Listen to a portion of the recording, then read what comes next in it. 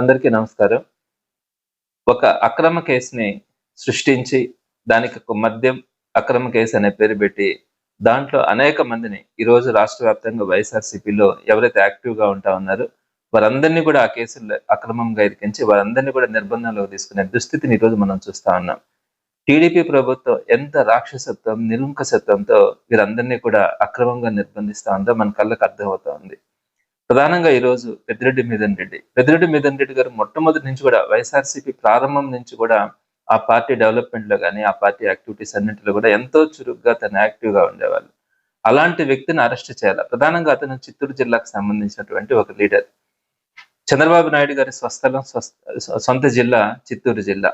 చంద్రబాబు నాయుడు గారి సొంత జిల్లాలోనే తెలుగుదేశానికి కొన్ని సందర్భాల్లో ఉనికి కూడా లేకుండా చేసినటువంటి చరిత్ర పెద్దిరెడ్డి గారి ఫ్యామిలీకి సంబంధించి. సో అట్లాంటి కుటుంబాన్ని మనము అరెస్ట్ చేయాలా, ఆ కుటుంబాన్ని నిర్బంధించాలన్న ఆలోచనతో తెలుగుదేశం పార్టీ గత 13 నెలలుగా ఈ అక్రమ మద్యమ కేసును ఒకదాన్ని సృష్టించి, ఆ కేసులో ప్రధాన నిందితుడిగా ఆయన పేరుని చేర్చడం కానీ, అతన్ని ఎట్టకేలకు 13 నెలల తర్వాత ఎవరు ఎట్లాంటి ఆధారాలు దొరకకున్నా కూడా అతన్ని ఈరోజు అరెస్ట్ చేసినటువంటి తీరైతే రాష్ట్ర వ్యాప్తంగా కూడా సభ్య సమాజం కూడా సిగ్గుపడే విధంగా ఉంది. సో ఏ విధమైనటువంటి ఆధారాలు లేవు. ఎక్కడ కూడా వీళ్ళు చెప్తున్నటువంటి ఆధారాలకి ఒక్కటి కూడా ఎవిడెన్సెస్ లేవు. అయినా కూడా మిథున్ రెడ్డిని అరెస్ట్ చేయాలా, నెలల కాలాల పాటు అతన్ని లోపల ఉంచాలన్న ఏకైక లక్ష్యంతో ఈరోజు 13 నెలలుగా అనేక మందిని అరెస్ట్ చేయడం కానీ, వారి దగ్గర కన్ఫెషన్ స్టేట్మెంట్స్ తీసుకోవడం కానీ, అయినా కూడా ఎలాంటి ఆధారాలు దొరకకున్నా కూడా ఈరోజు అతన్ని నిర్బంధంలోకి తీసుకున్నటువంటి తీరైతే ప్రతి ఒక్కరూ కూడా సిగ్గుపడే పరిస్థితి కనపడతా ఉంది. మనం చూస్తా ఉన్నాం ఆంధ్ర రాష్ట్రంలో వైఎస్ఆర్‌సీపీ యాక్టివ్‌గా ఉండేటువంటి వాళ్ళందరికీ కూడా బెదిరింపులు, వారందరి మీద కూడా కేసులు. ప్రధానంగా నెల్లూరు జిల్లాలో కూడా తీసుకుంటే కాకాని గోవర్ధన్ రెడ్డి గారిని మొట్టమొదటిగా ఒక కేసులో అరెస్ట్ చేసినారు. సుమారుగా ఈ రోజుకి 17 కేసులు పెట్టినారు అతని మీద. ఒక కేసులో బెయిల్ వస్తే ఇంకొక కేసులో పీటీ వారెంట్ మీద అతను మళ్ళా తన రిమాండ్‌లోకి తీసుకోవడం. ఈ విధంగా కేసుల మీద కేసులు, ఎక్కడెక్కడియో పాత కేసులు గాని, ఎవరెవరి కేసుల్లోనో ఇన్వాల్వ్ చేయించడం కానీ, ఇలాంటి పరిస్థితుల్లో ఆ రిమాండ్స్‌ని పొడిగించుకుంటా పోతా ఉన్నారు. అదేవిధంగా చెవిరెడ్డి భాస్కర్ రెడ్డి గారు కానీ, అదేవిధంగా కృష్ణమోహన్ రెడ్డి గారిని కానీ, ఒక మంచి ఆఫీసర్స్ ధనంజయ రెడ్డి గారిని కానీ, ఇలా అనేక మందిని వల్లభనేని వంశీ వీళ్ళందరినీ కూడా ఇటీవల కాలంలో కూడా చూసినాం. ఇట్లా రాష్ట్రంలో ఉన్నటువంటి అందరు వైఎస్ఆర్‌సీపీ లీడర్స్ ని ఈరోజు అరెస్ట్ చేసి జైలులో పెట్టాలా అన్న ఏకైక లక్ష్యంతో తెలుగుదేశం పార్టీ వ్యవహరిస్తా ఉంది.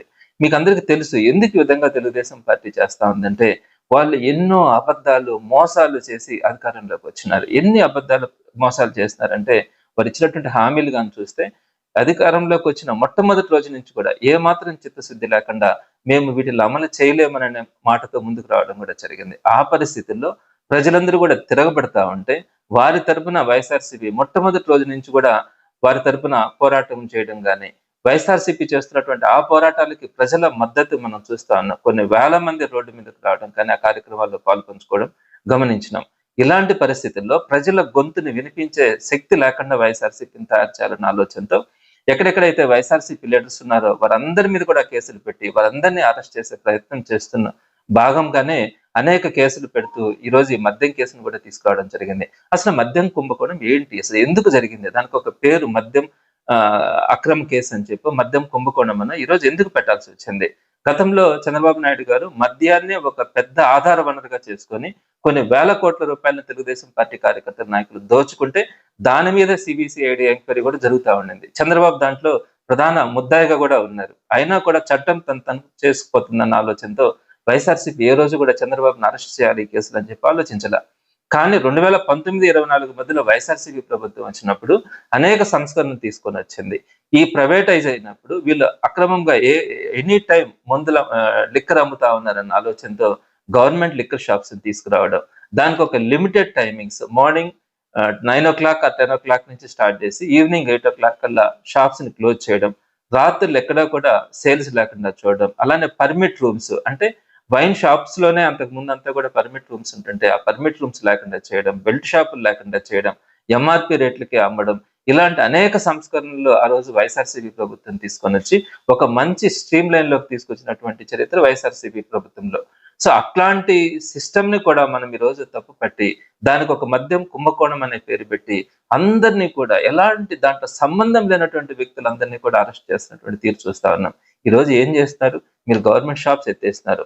మీ తెలుగుదేశం పార్టీ కార్యకర్తల నాయకులకి మళ్ళా మద్యం షాపులు అప్పగిచ్చినారు. ఈరోజు మీరు గమనించండి, ప్రతి వైన్ షాప్ కూడా 24 అవర్స్ సేల్ ఉంటుంది. వాళ్ళు కేవలం షట్టర్ వేస్తున్నారు. షట్టర్ దగ్గరికి వెళ్ళి కనుక ఆ షట్టర్‌ని నాక్ చేస్తే వెంటనే డోర్ తీసి మీకు ఏ మందు కావాలన్నా కూడా సప్లై చేసే పరిస్థితి ఉంది. అలానే బెల్ట్ షాపులు, ప్రతి షాపుకి 10 బెల్ట్ షాపులు లెక్కన ప్రతి వీధిలో, ప్రతి గొంతులో కూడా, ప్రతి అంగడిలో కూడా మందు పెట్టి అమ్ముతా ఉన్నారు. అలానే ప్రతి వైన్ షాప్ కి అటాచ్డ్ గా పర్మిట్ రూమ్స్ ని పెట్టి అక్కడే మందు తాగే పరిస్థితిని కూడా కల్పిస్తా ఉన్నారు. ఎక్కడ కూడా ఎంఆర్పి రేట్లకి మందు అమ్మే పరిస్థితి లేదు. అలానే 99 రూపాయలకి అని చెప్పి ఒక నాసి రకమైన మందుని తీసుకొని వచ్చి విపరీతమైనటువంటి దాంట్లో ఉన్నటువంటి కెమికల్స్ వల్ల స్పృహ కోల్పోయి ఈ రోజు విచ్చలవిడిగా ఎక్కడ పడితే అక్కడ మద్రస్ చేసే పరిస్థితి కూడా కనపడతా ఉంది. సో ఇట్లాంటి దారుణమైనటువంటి వ్యవస్థని ఈ రోజు లిక్కర్ లో మనం తెలుగుదేశం పార్టీ తీసుకొచ్చింది మనం చూస్తా ఉన్నాం. సో దీనికి భిన్నంగా 2019-24లో ఒక మంచి సిస్టమ్ ఉంటే ఆ సిస్టమ్ ని రద్దు చేసి ఈ రోజు వీళ్ళు దోచుకునే పరిస్థితి రోజు మనం చూస్తా ఉన్నాం. అలాంటి 2019-24 మధ్యలో వైఎస్ఆర్సీపీ తీసుకొచ్చినటువంటి ఒక మంచి మద్యం పాలసీని, దానికి ఒక మద్యం కుంభకోణం అని పెట్టి ఈ రోజు సుమారుగా 40 మందికి పైగా దాంట్లో చార్జ్ షీట్ ఎఫ్ఐఆర్లలో పేర్లు యాడ్ చేసి వారందరినీ కూడా నిర్బంధంలోకి తీసుకుంటున్నారు.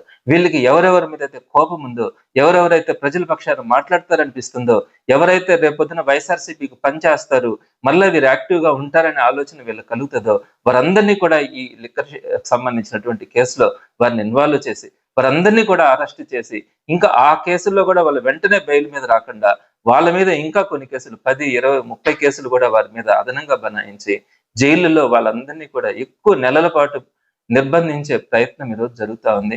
తప్పకుండా ప్రజల్లో ఈరోజు ఆగ్రహావేశాలు కలుగుతా ఉన్నాయి. వీళ్ళు చెప్పింది ఏంటి, చేస్తున్నది ఏంటి, మాట్లాడే వాళ్ళని కూడా ఈ విధంగా నిర్బంధిస్తా ఉన్నారన్న ఆలోచనతో ప్రజలు త్వరలో తిరుగుబాటు చేసే పరిస్థితి కూడా కనబడతా ఉంది. తప్పకుండా వైఎస్ఆర్సీపీ ఒకటే చెప్తా ఉంది, మీరు ఎన్ని అక్రమ కేసులు పెట్టినా కూడా, ఎంతమందిని నిర్బంధించినా కూడా ఎటువంటి పరిస్థితుల్లో ప్రజల తరఫున వైఎస్ఆర్సీపీ పోరాటం చేయడంలో మాత్రం వెనుకడుగు వెయ్యదు, ఆగదని మాత్రం తెలియజేస్తా ఉన్నాం. జగన్మోహన్ రెడ్డి గారు ఎప్పుడూ ఒకటే చెప్తా ఉన్నారు, ప్రజాక్షేత్రంలో మనం ఉన్నప్పుడు ప్రజల తరపున పోరాడే క్రమంలో ఎన్ని మనకి అవరోధాలు కలిగినా కూడా, ఎంతమంది మనల్ని అడ్డుకోవాలని ప్రయత్నించినా కూడా మన గమ్యం ఒకటే ఉండాలా, ప్రజల గొంతుకుని తీసుకొని ఏదైతే ప్రభుత్వం ఉందో ఆ ప్రభుత్వాన్ని ప్రశ్నించే క్రమంలో మనం ఎక్కడా వెనకడుగు వేయకూడదు అన్నది జగన్మోహన్ రెడ్డి గారి ఆలోచన. తప్పకుండా రాబోయే రోజుల్లో కూడా అదే క్రమంలో ప్రతి వైఎస్ఆర్సీపీ కార్యకర్త కానీ నాయకుడు కానీ ముందుకెళ్లే పరిస్థితి ఉంటుంది. మీ అక్రమ కేసులకి ఎవ్వరు కూడా భయపడే ప్రశ్నే ఉండదు అని చెప్పి ఈ పరంగా కూటమి ప్రభుత్వాన్ని కూడా హెచ్చరిస్తా ఉన్నాను. మరిన్ని అప్డేట్స్ కోసం మన HN9 టీవీ ఛానల్ ని సబ్స్క్రైబ్ చేసుకోండి.